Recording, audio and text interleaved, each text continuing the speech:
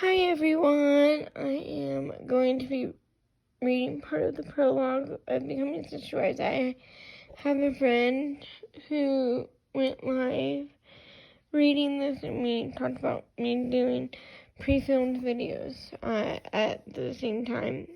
And so let's hope this way works, and it is in the view of this man, Cody Brown. So let's get started. Okay. I'm sitting in a room off of the Grand Ballroom in the Beverly Hills Hilton. I almost can't believe I'm here. I'm a small town boy, not some Hollywood superstar. This glittering place is a far cry from my current hometown of Lehi, Utah. The occasion is the Television Critics Association biennial press tour, at which networks announce their fall lineup of television shows to the media. On stage, they are playing a clip from a new show on the Discovery Channel. It's about Greenpeace crusaders who are devoted to saving whales. It's a hippie version of that channel's Smash It, Deadliest Catch. This is the kind of show the critics are expecting. The kind of show guaranteed to draw attention without polarizing the audience. My show is a lot more controversial. It's the first of its kind. Like the Greenpeace activists on stage, I too am taking a stand.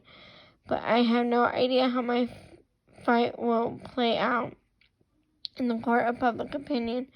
I have no idea how critics, the audience, and the American public are going to react to me. I'm getting nervous. I'm sitting in a chair getting my hair and makeup done. Makeup. I grew up on a ranch in rural Wyoming. I never ever thought I'd wear makeup, let alone have a team of people apply it. Making sure I'm camera ready. The stylist asked me casually, "So, what's your show about?" "Oh," I say, trying to be as offhand as possible. "It's about my family. I'm a polygamist and I have 4 wives." The stylist stops fussing with me for a second. I can see the shock in her eyes. I know what she's thinking. I'm an average-looking dude who looks more like a surfer than a religious fanatic. How could I be a polygamist? After I'm done with hair and makeup, I'm ushered backstage with my wives. We wait anxiously as the 122nd teaser from our show plays on the big screen in the auditorium. They've added some pumping music to the trailer, trying to infuse my family with life, with tension and intrigue. My heart begins to pound. I'm breathing shallowly. What have I done? I'm about to expose my family to the world. I'm about to do the very thing most polygamists live in fear about. I'm about to go public. I know that I'm putting my family at risk, my wives, and I could lose our jobs. Our children could be tormented at school. But I'm tired of hiding. I'm tired of living like a second-class citizen. I'm tired of lying about my life. I have a wonderful family, a perfectly happy family, with beautiful wives and beautiful children. I don't want us to live the rest of our days in fear. I am about to ask America to accept us. I grasp my wife's hands in an informal prayer circle. We draw strength from one another and from our faith in God. We renew our commitment to our beliefs. I steady myself. The world is ready, I think, to hear our story. The world is ready to accept us for who we are and not shun us for our beliefs. I drop my wife's hands as we are called to the stage. Let me introduce to you to the real faith of polygamy. When people hear the phrase Mormon fundamentalist, they probably think about a small subset of our population, the Fundamentalist Church of Jesus Christ of Latter-day Saints. For too long, the organization and the handful of abusive men who ran it have been the poster children of polygamy in America. Until recently, the FLDS was run by Warren Jeffs, who has been found guilty of child essay and is now serving a life sentence in prison. He ruled his organization with an iron fist, creating a climate rampant with abuse of year.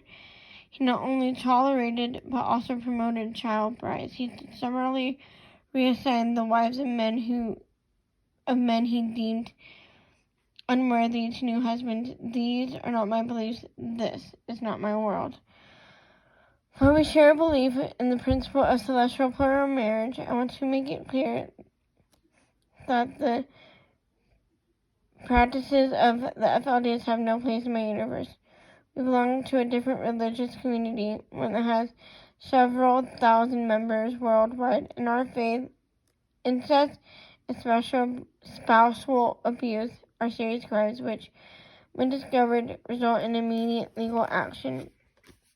I am sure when most people think of Mormon fundamentalists, they think of long, modest dresses and old-fashioned hairstyles, something you might see in an old Western movie.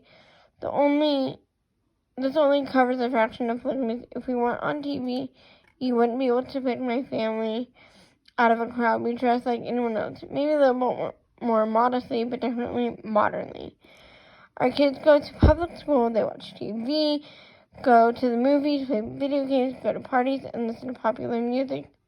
They play sports, wear makeup, sometimes too much, for my liking, and participate in school activities. Basically, my family is not all different from yours. Our sect is one of the more liberal branches of Mormon fundamentalism. Unlike some other fundamentalist Mormons, we accept the Church of Jesus Christ of Latter-day Saints as a legitimate faith. We follow the same scripture they do in most belief and practices. We differ very little from the LDS Church. Of course, the one area we do diverge is in our belief of the doctrine of celestial plural marriage, which we call the principle. Although not every member of our faith enters into plural marriage, we still believe that this is a crucial step in our personal and spiritual development. Celestial plural marriage isn't something we take lightly or take for granted. It's a calling, something we are summoned to by God. It's a commandment in our scripture fundamental to our belief system. Its intention and design is specific to our personal development and spiritual growth. Not all people in our sect enter into polygamy despite their belief in the doctrine. Some never find the right partners with whom to live the principle. However, when the opportunity for plural marriage is placed before us, and when we are called to it, it seems wise to accept.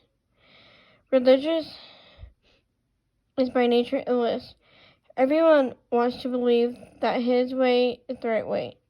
Too many people, regardless of their faith, are small-minded enough to imagine that their beliefs, their doctrines, and their ritual are the only way to be saved, to know God. I'm not self-centered enough to entertain these thoughts. In no way do I imagine my family members are the only people who get it right. God speaks to us speaks to each of us in His own way. He calls a person in that person's language. He reaches individuals in terms they will understand. What I'm called to do is not what you are called to do. I don't consider followers of another religion any less worthy in God's eyes or in mine. I do not believe what's appropriate for one person is necessarily appropriate for all. The principle is my calling. It's probably not yours, and that's fine with me. The principle of plural marriage is sacred to me and to all fundamentalist Mormons. It's not something I've come to casually or flippantly. It's not easy and it's not something I recommend to anyone who is not prepared for challenges. Building a complex family from 4 separate marriages has its challenges. My wife and I have to learn to be understanding, kind, compassionate, and patient. We have to develop ourselves morally and ethically.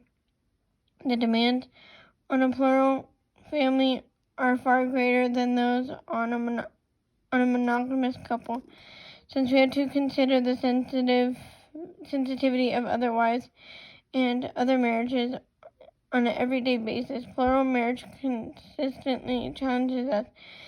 It makes us confront our shortcomings and overcome them.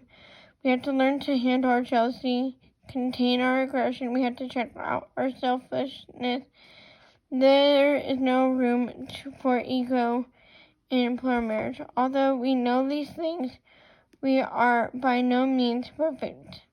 Each member of my family has his or her flaws. Every day we must work toward a higher level of communication with one another. In the end, our acceptance of the doctrine of plural marriage allows us to transcend our limitations, become enlightened. It challenges us to be the best version of ourselves in this lifetime. I know people misinterpret what I do. They probably think I'm wife hoarding, that I'm satisfying my carnal at the expense of my wife's feelings. I know there are people out there who assume I'm some kind of macho pig. Well, this couldn't be further from the truth. I understand that this misconception comes from the perceived imbalance in the practice. Why can't I have multiple wives, yet my wife cannot have multiple husbands? In the first place, this is not our commandment. Second, when my wives are asked if they could take a second husband, they emphatically answer, not intended. Perhaps there are people out there for whom take plural husbands is a viable lifestyle. Perhaps there is a religion where this is a sacred way of life, but this is not our faith. Each of my wives come into our family of her own free will, choosing to join a plural family. Their choice, their preference, is something they prayed over, then sought out their own volitions. Believe it or not, some of them made the first move, asking to join my family even before I proposed. When I say I love each of my wives wholly, passionately, and eternally, I am telling the truth. I believe that with each of my wives I share a destiny, and together we 5 adults were predetermined to be one family. We believe on a very deep level that we belong together in an absolute fashion. We are meant to be. So how can I love for a woman? It's a fair question and an easy answer. Loving them is simple. It's breathing, waking up in the morning, putting one foot in front of the other. It's one of those things you do unconsciously, something so deeply ingrained into your physique and your way of being that you never question. It's hard to explain how I love my wives to someone who is not inside the principle.